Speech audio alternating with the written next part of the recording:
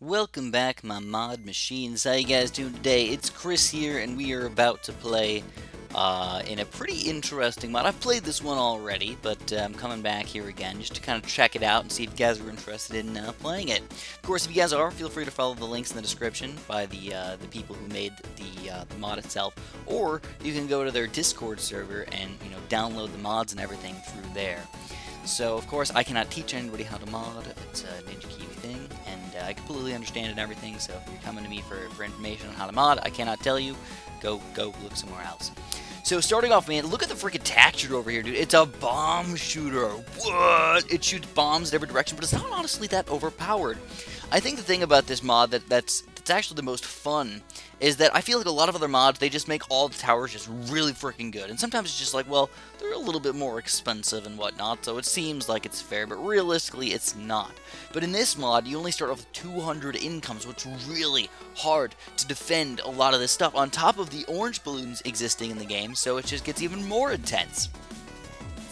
So, a lot of explosions going on already. You got the, I like the Juggernaut catapult shot thing. It's a cluster bomb Juggernaut.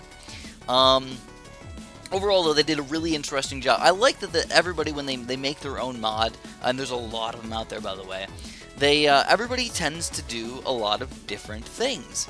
There's no just one way to play it. Honestly, when I first started playing battles, I was like, oh, dude, there's only, a couple different ways you can make these towers. Like, there's no way you can make infinite different tower types. And now I'm realizing, like, dude, people are really freaking creative up in here. These are just fan-made ideas. Like, I hope that Ninja Kiwi implements some of these ideas in their games and make them, like, not just okay, but, like, really, really fun and interesting. Like I said, after 20 towers, you're like, oh, you got to be running out of ideas. You can't think of anything else that's new in an efficient way to pop these balloons in a fun and interesting manner. But it's been proven wrong and wrong time again, time and time again. And not just these two towers. Not, obviously these are just explosions at this point. There's a lot of other cool and interesting ideas that people really just haven't, done all that much. For example, I'm going to get a submarine in here in just a second. And we'll see if that guy helps out a little bit against a lot of these balloons. So anyways, he's going to end up battle energying against these balloons right here. He's going to end up using the Juggerlanche. So 2 Juggerlanches gone already, baby. All we got to do is take him down. But again, like I said, income is low. I mean, we're on round 9. We only have 363. And I feel like I've been doing a pretty good job of, like, attacking this guy, and trying to get income and only keeping just a small defense on my side. Just one tack shooter up to, like, 2-2 or something like that. And then this little tiny, this is actually a cannon, by the way, a $210 tower. And I got some upgrades for him and everything, but definitely nothing too intense overall. So, but what I'm realizing, oh snap, dude, he got this ridiculous tower. I feel like this tower might be a little bit overpowered in his game. It's a life-stealing boomerang tower. Not only does it pop a lot of balloons, but it steals lives in the meantime. And it doesn't just stay like a 1 or 2. He went from like 30 to all the way to 150 in no time. It's like, what? Are you kidding me? But just look at this submarine. Again, another fun and interesting tower idea over here. We've got some green balls kind of floating around it. Now, it's not working out very well for me today because I've kind of got it like in the wrong direction and everything. But he's going to disconnect, but he's going to end up coming back. Okay, good. A little bit slow right now, but I think the game's going to end up being okay. Come on back for me, boys. Come on back for me. But I feel like my camo detection is honestly kind of weak because the tack shooter doesn't do any camo detection.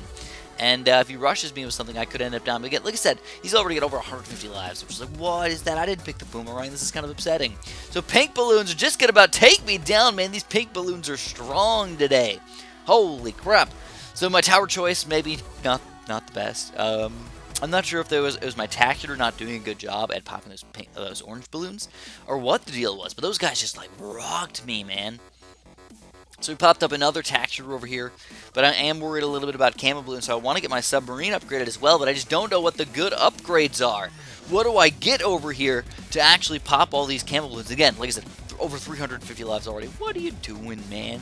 I feel like that's one tower that definitely needs to be nerfed in the mod over here. Just make it so he only gets, like, 2 lives per shot or something like that, or something just way lower. So we got some regen leads that turn into regen oranges up in here. We are going to take down the first set, but then once we get to the camo balloons, I just can't handle those guys. There's way too freaking many of them. So another fun thing about all these mods, by the way, is that you don't know what balloons are going to come out, so you have to learn everything all over again, and that's just part of the fun over here. Especially if you're playing your friends, or if you play in like a tournament against other people playing with the mods. If you can get a big enough group, even 4, 6, 8 people, it can be absolutely stupendously fun to learn the game over again. Because I feel like a lot of people they don't realize that Battles is kind of old at this point. It's multiple years old, and that's why people are switching over to mods these days, because they want to play a fun game that feels new. And these mods feel new.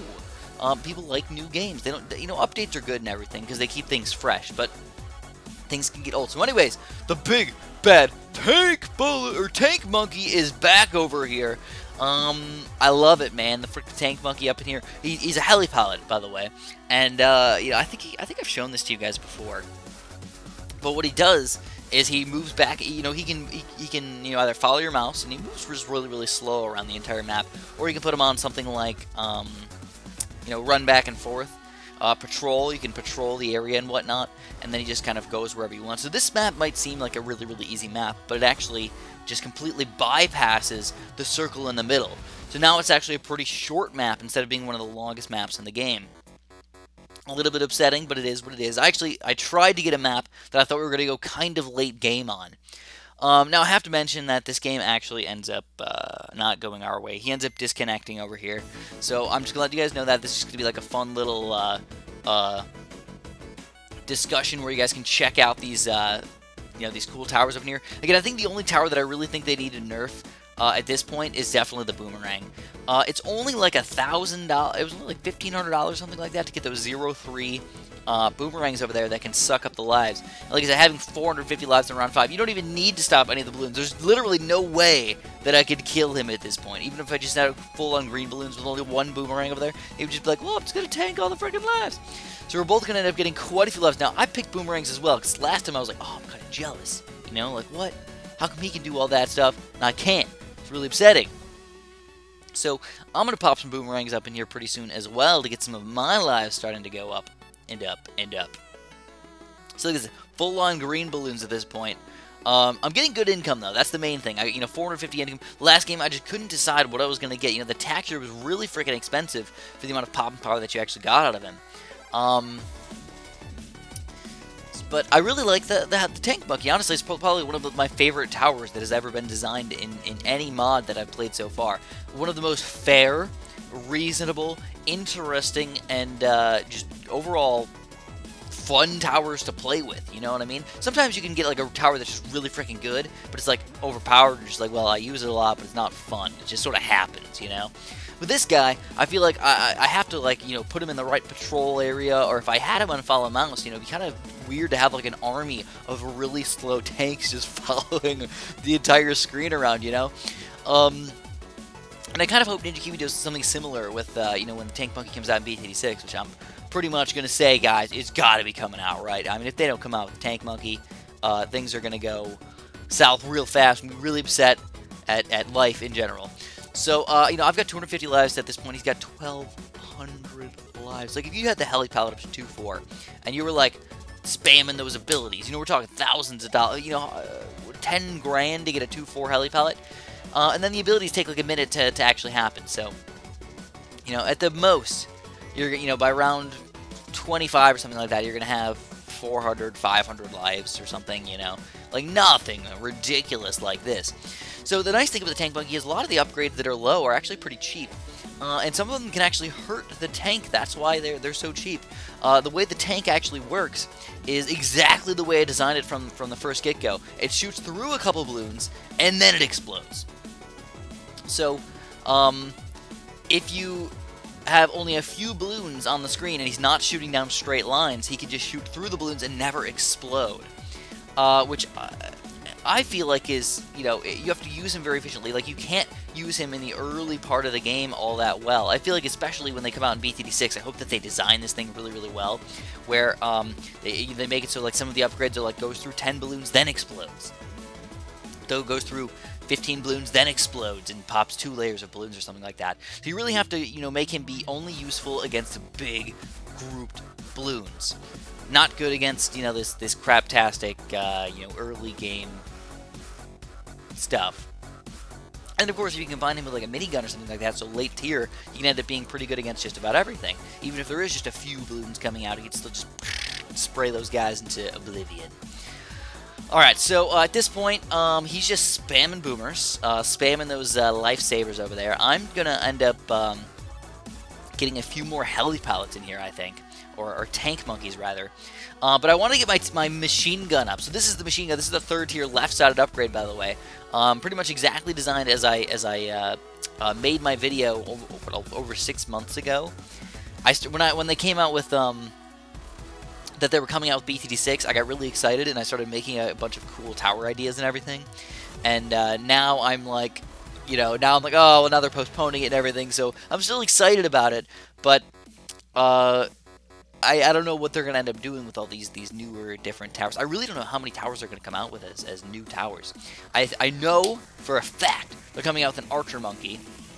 I've seen Nidikui's blog posts about it, the Archer Monkey. I'm really glad that they're coming out with that thing. And then I don't know if they're going to come out with the Tank Monkey, but like I said, if they don't, I feel like they're really wasting their good ideas over here. I mean, those are like 2 perfect freaking ideas, man. And it just shows, like you can tell, it just works really, really well. So anyways, we just freaking tanked a mini Moab right there. Can you believe that? Is that ridiculous or what? I don't know, man. I thought it was crazy sauce. And he's still just got his... The crazy thing is, like, look at how many lives he's actually losing over there. It's not like he's, like, dominating these Bloons and getting up to 3,000 lives. No, he's just letting all of the Bloons go through and still tanking these guys. And there's not really much that I can do about it at this point. Even if I do rush with something fairly gigantic to try and take him down. I mean, what's a Moab? Is what, 500 lives? I don't even know. 450 lives, something like that. Even a BFB, he could probably tank that thing. It's only, what? I don't know. 2,000 lives, maybe? I'm just making up numbers. I really don't know what the red balloon equivalent of those are. They don't really have an RBE in battles, but they used to have it in BTD5. Red balloon equivalent is, for example, a red balloon is 1, a blue balloon is 2, a green balloon is 3, but then when you do something like a black balloon, it's not just 6 for 6 pops, it's 11, because you have the black balloon and then the 2 pigs inside are each 5, so 11 total.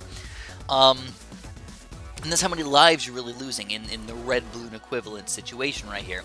So when you lose a mini Moab, it's something, what, like 160 or something like that, which I have no idea how this game runs it, because it seems like there's not very many balloons inside of these guys. So, sadly, pretty soon it's going to happen. By the way, I have a Super Monkey, by the way. That's what this weird-looking cannon thing is that's kind of, I don't even know what he's doing, just he's not even shooting when he does it. He's excited about it. But I got this guy up to a pretty high level upgrade already, and it looks like he's actually not dominating these mini Moabs, but actually doing damage finally.